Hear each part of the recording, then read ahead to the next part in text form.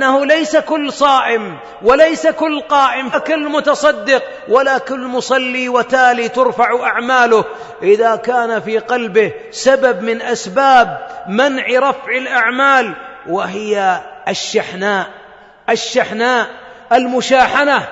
البغضاء، التدابر، القطيعة، الهجر، كبائر يسبب بعضها لعن الله لصاحبه. والبعض منا يعمل هذه الأيام صيانة للمكيفات في البيت وللثلاجة في البيت، قبل ما تعمل صيانة للتكييف اعمل صيانة لقلبك، فإن القلب الذي لم يطهر ولم يكن سليما ولا مخموما لربما يدخل رمضان لكن يخرج من رمضان ولم ترفع له ليلة من لياليه وقد قامها، ولا يوما من أيامه وقد صامها، ومرضه في قلبه. أما بطن